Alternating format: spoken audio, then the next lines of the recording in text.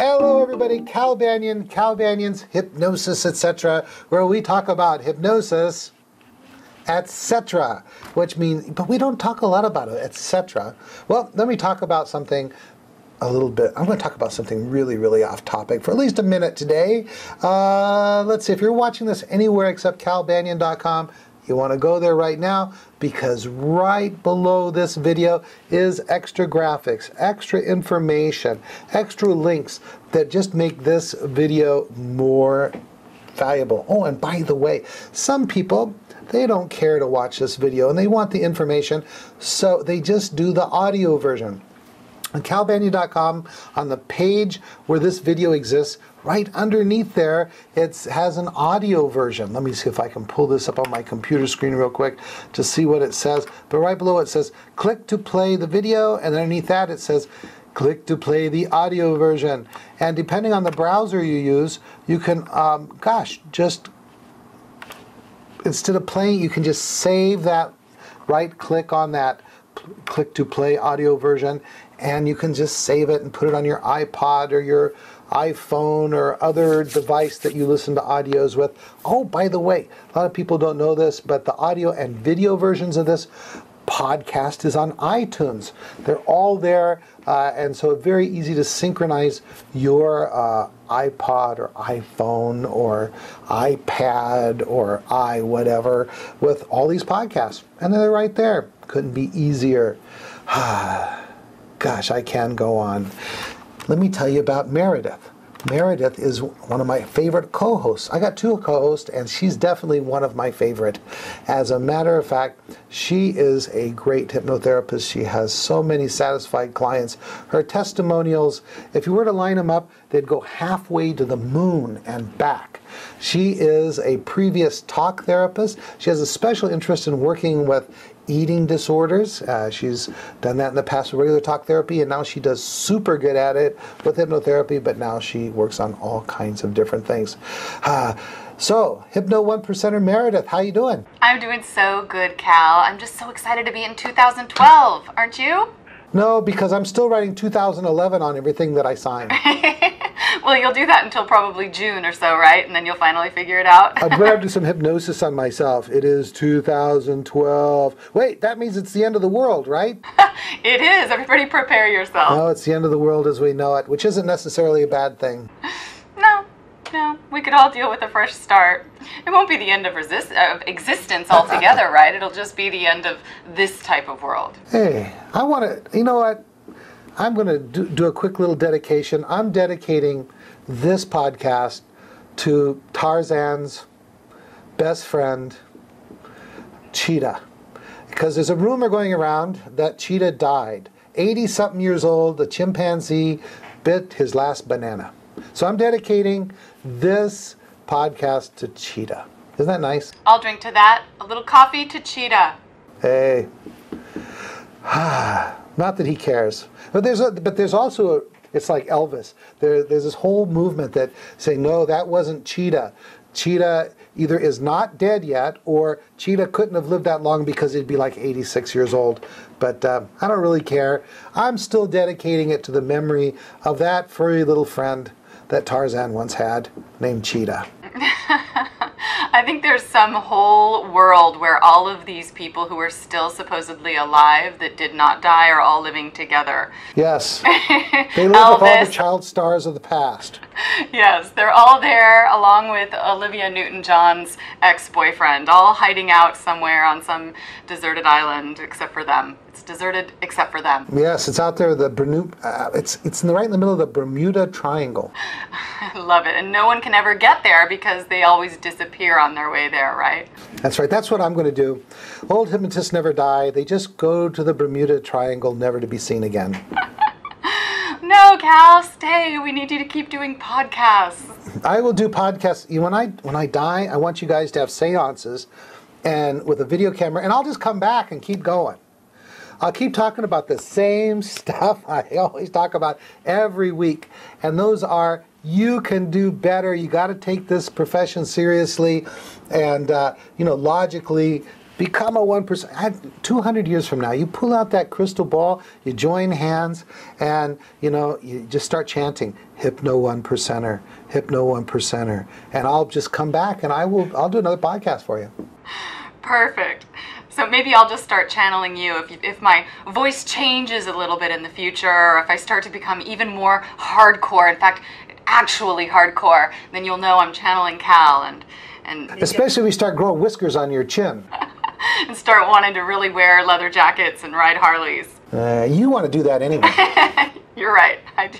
I got to find you one of my biker friends to kind of sweep you off your feet, and put you on the back of a big old hog, and we'll head off to, I don't know, Sturgis or something. Sounds like fun. Sounds like fun. Might as well. Anything's possible in 2012, Cal. That's right. It's another year. Anything can happen. Hey, let's talk about hypnosis. Okay. How about if we do that? Yeah. So we have been talking about forgiveness of others. We've been talking about forgiveness of self, and we've got a little bit more to do. We've got some more questions. So I thought we'd just stay on the topic and keep on going. Geez, I thought we were done with that. I guess I'm just going to have to forgive you. No, the world is ending. We have to hurry up and forgive. We have to hurry. That's right. You know what? I don't want to leave this earth angry at anybody. No, me neither. Not at all. And by the way, I am particularly forgiving of you because you're putting your stuff onto Kindle. I'm so excited. Hey, you know what? I've been talking about it for weeks. I love that Kindle. Either be just the touch or the old-fashioned Kindle, or you can download the Kindle Reader on your PC, your Mac, and even your iPad. Do it. You know what? One of the coolest things, God, you got me started on this again, is that you can sample books. That's the coolest thing. I mean, when you go to the bookstore, you'd start reading some of it, but yeah, I mean, this is even better. At your own convenience, like when you go to sleep at night or you're waiting in the bank line or whatever, you just open your iPhone, open your Kindle, open whatever, and you can just try out some books. And if you like them, you buy them, and you save a lot of money. Because most Kindle books are like under $9, under $10 or something like that. Okay. Yep, and we're saving some trees. Hey, I think I've had too much coffee today. Yay. Yay. All right, so let's dig right in. We've got a few more questions about forgiveness of others and forgiveness of self. We've been talking about this in the last couple episodes, so if you haven't watched those first, go back, watch those. And you can also watch the series that Cal and I did a while back on forgiveness of others. We dug pretty deeply into it, podcast 195 through 199. But getting in a little bit more to forgiveness of others, first of all, since it's phase 3, so we'll do this in order. I know Cal likes to do things logically and in order. So Cal, what if the offender, now in forgiveness of others, we are going to be helping, guiding the client to allow themselves to let go of the anger that they have towards the offender, is what we call that person. And what if the offender isn't known? What if the offender is a stranger? How will that affect how you process, how you take them through the forgiveness of others process? Well, we're not really getting into the forgiveness of others process that much in a podcast, because it takes a little bit more than just a 15, 20-minute podcast to really go through the whole therapeutic process. But I just, as you insiders know, right below the screen, I've got my monitors for my computer, and I thought I better look up an article I did called The 10 Keys to Forgiveness. And so I'm going to put a link right below this to that article where I talk about the 10 things you do that could make any SOB forgivable. SOB, you all know what that stands for, but for you guys outside of the country that aren't familiar with that term, it means some other body, okay? So, go there, the link below, and you'll see the 10 things you can do that makes anyone forgivable. Now, with someone, one of the problems with forgiving someone that you don't know, the challenges, like if you're forgiving your mother or your brother or a spouse or ex-spouse or even one of your children that did you wrong, we can do a lot of insight work based on what you know about that person. And so what we're going to do when we have them forgive someone else, like let's say a hit-and-run driver, or someone that mugged you in the park, or something like that, an unknown individual. It can still be done, because what we do is we will kind of press the person to figure out the kind of insight that they would expect is required, the kind of understanding that would be expected with everything we know about people in general as to why someone would do hit and run. I mean, well, the kinds of things that could cause them to want to do that.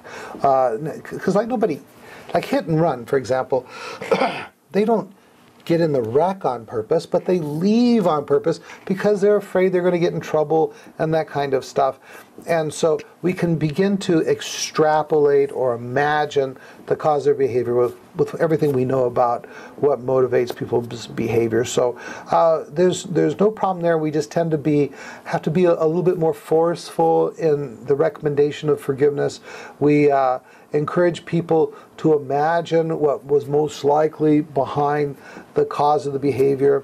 And also, very, very importantly, we want to let them know that it's important that they do the forgiveness. The benefit is not for this unknown person, it is for themselves. And that we don't have to have the insight. We don't have to imagine what that person would say if you could meet with them where they would ask for forgiveness, because the forgiveness ultimately is for ourselves. It's the gift we give ourselves that frees ourselves from the pain we've caused ourselves by judging others negatively. So we can still make a very good case for letting that debt go. What else would you like to add to that, Meredith? Good. Yeah, basically when people are in their most balanced, healthy, happy state, they don't leave the scene of a crime. They don't scream at you at a party. They don't put you down in front of others. They don't rape you. People that do these things are clearly not being in their best form. And I think that most of us have an understanding of that. But when you have so much anger, as you've talked about, Cal, anger's a wall.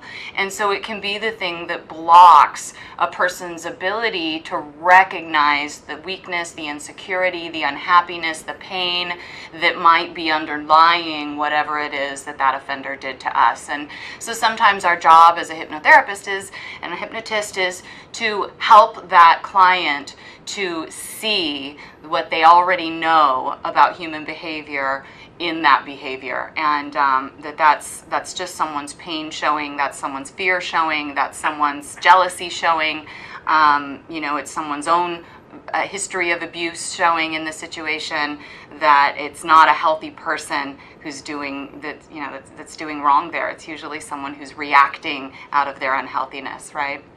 Absolutely. I remember when I was working as a psychologist at the North Dakota State Hospital, and I'd work with in the lockdown ward, and there was some people who really had done some terrible things. I worked with murderers and molesters and stuff like this. These people were seriously mentally ill. And it really gave me the insight that a lot of times there's a cause to a problem that there's more than one victim. The person who perpetrated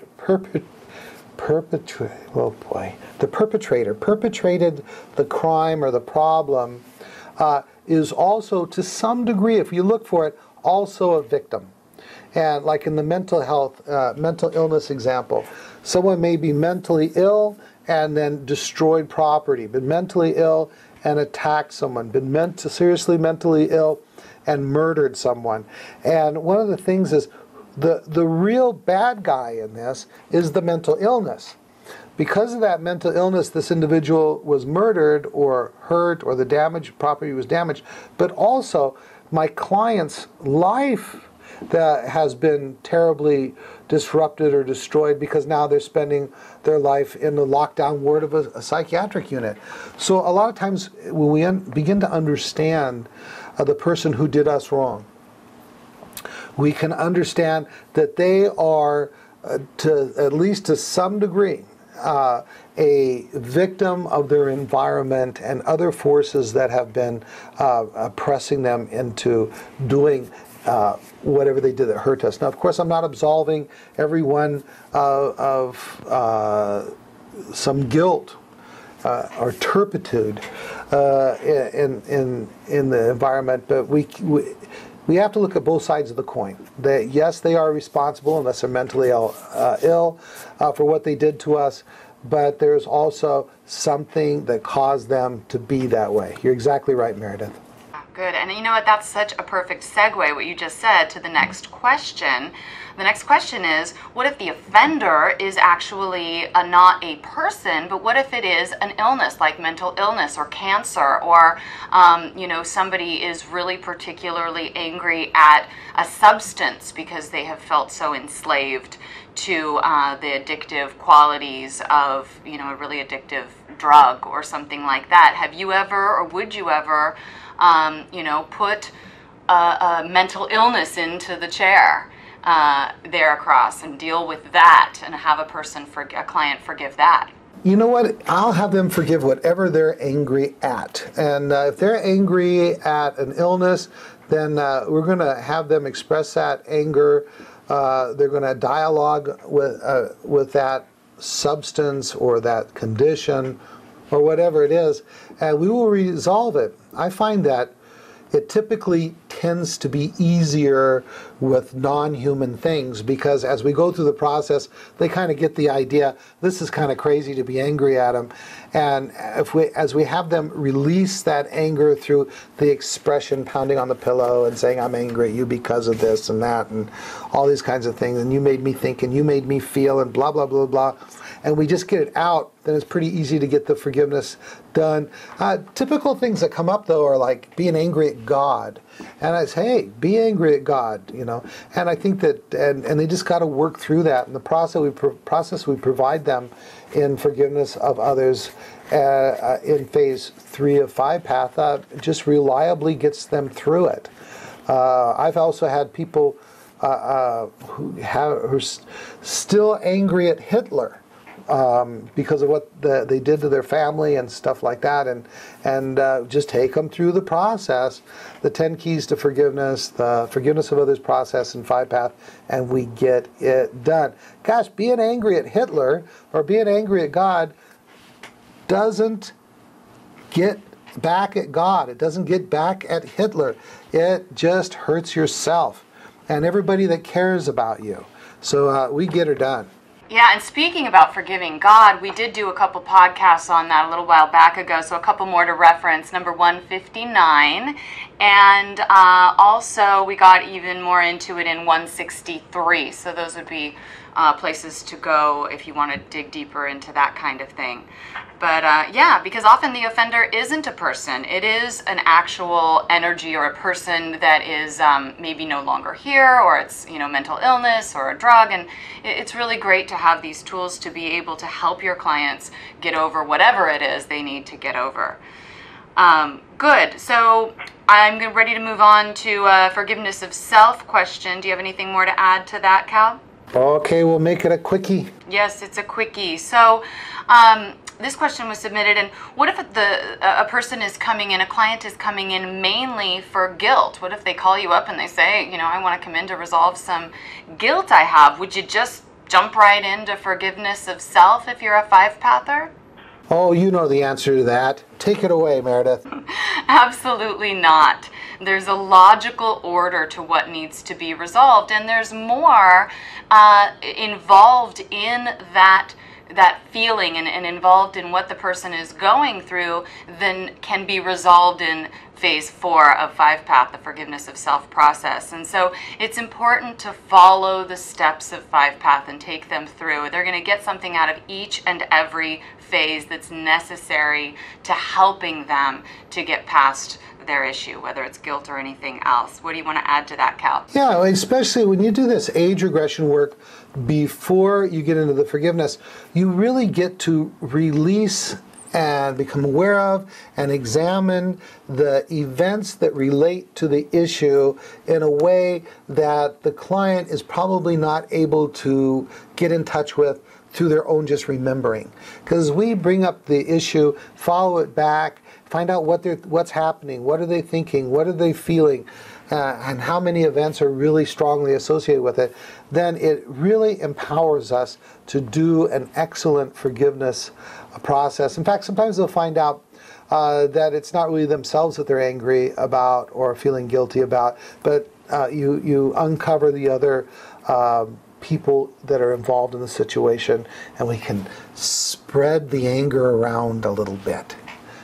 How's that? Yes, out of loyalty to other family members or to other people in their life, oftentimes people will turn the finger onto themselves instead of really looking at all the players that are a part of the process. I mean, like we've got into other podcasts before, talking about mom and how hard it is sometimes for people to put their mom in the chair, to forgive their mom or put any blame on mom. And, the truth is that, mom wasn't trying to be cruel or harmful most of the time, but there are still some things that mom might have done that added to the problem. And so it's usually not always just the client's fault. There is absolutely more of that anger that could go around to other key players. Awesome. One last thing about that is also when we do the age regression work, before we do forgiveness, we re-examine those earlier events, we might find out that it wasn't not fair. And when they see that it wasn't not fair, which is, according to the secret language of feelings, one of the first things we do is a reality check. The age regression is a reality check for stuff that happened in the past, and it removes some of the anger, maybe even all the anger, without necessitating the actual act of forgiveness. Okay, wrap it up. Beautiful. Well, thank you guys so much for tuning in once again. And welcome once again to 2012. May you have the most abundant year yet. This is Meredith Locker. You can find me at yourpathhypnosis.com. You can email me, meredith@yourpathhypnosis.com. Please send in your questions, your comments, your feedback. We love to hear them. Bring them to the show. Happy to do it. Definitely take care, and signing off. Thank you, Meredith. Hey, and you guys, something I haven't mentioned in a long time, one of the things you should do is you should have a website. And one of the greatest things you can do for your website is have third-party validation. Go to hypnosis.org, and over in the left column, you will see Excellent Hypnosis Website Award Program. And click on it, and there's information about having me go to your website, and as long as it looks like it's a legitimate website, you're not making false claims, well organized, a decent looking website, then what we will do is we will award you the Excellent Hypnosis Website seal. And that having that kind of third party validation adds a lot of credibility to what you do. All right, that's it. Cal Banyan, signing off.